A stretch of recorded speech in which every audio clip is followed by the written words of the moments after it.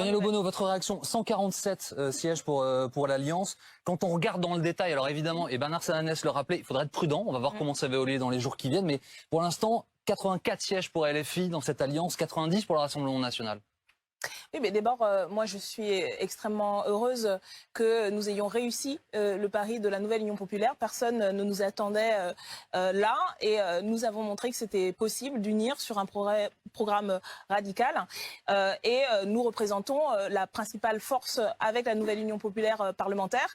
Nous allons revitaliser la démocratie. Je pense qu'après les 5 dernières années où on a vu malheureusement trop souvent une majorité qui votait comme ça, comme des Playmobil, comme on l'a souvent dit, là, il va y avoir du débat parlementaire. Là, nous allons peut-être pouvoir enfin contrôler l'action du gouvernement, faire des commissions d'enquête, proposer des lois qui, j'espère, seront plus souvent votées que ça n'a été le cas. Et donc, je pense que c'est un message extrêmement important.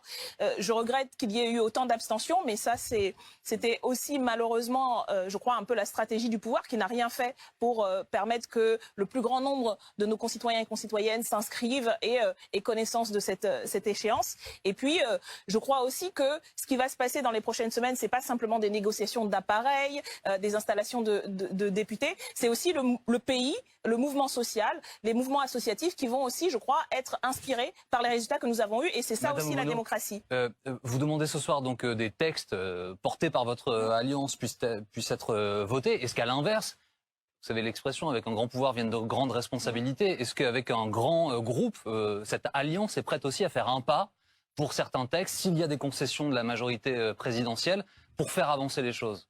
Si la majorité présidentielle revient sur la néfaste réforme des retraites et fait, comme le souhaite la majorité des Français et Françaises, revient à la retraite à 60 ans, à 48 annuités, bien sûr, probable, hein.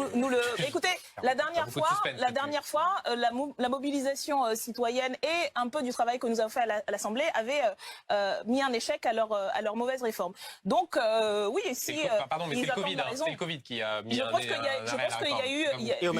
y a eu une conjonction quand même d'éléments. Quand vous avez la majorité de la population qui soutient un mouvement contre cette réforme, c'est pas rien. Et donc voilà, alors on verra. Parce que vous savez pourquoi je vous demande ça, Madame Obono, c'est qu'en fait, ce qu'on interroge aussi ce soir, c'est est-ce que cette Assemblée va pouvoir travailler dans un sens ou d'un autre, qu'elle échange, qu'il y ait un débat parlementaire et vif, tant mieux.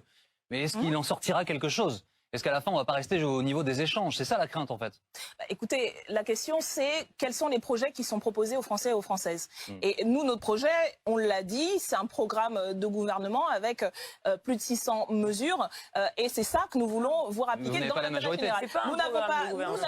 Nous n'avons pas la majorité, et donc nous nous opposerons à toutes les mauvaises réformes que prévoit aujourd'hui le gouvernement. Mais nous savons aussi, et au cours des 5 dernières années, il nous est arrivé, y compris avec les LR, de pousser sur des propositions. Je pense par exemple à la déconjugalisation de l'AAH, où seul le groupe macroniste s'est opposé à cette mesure aujourd'hui, dont tout le monde quand même fait le constat qu'elle est nécessaire, qu'elle est utile et qu'elle va dans le sens de l'intérêt général. Si nous arrivons à passer ce type de mesures, et je pense que les collègues par exemple de LR qui étaient pour cette réforme, nous voterons bien sûr pour ce genre de réforme. Malheureusement, je ne sais pas si Madame Borne continuera à s'y opposer comme elle s'y était opposée, mais voilà une question précise sur laquelle nous pourrions avoir une majorité, y compris des oppositions sur une telle mesure. Madame Regeant.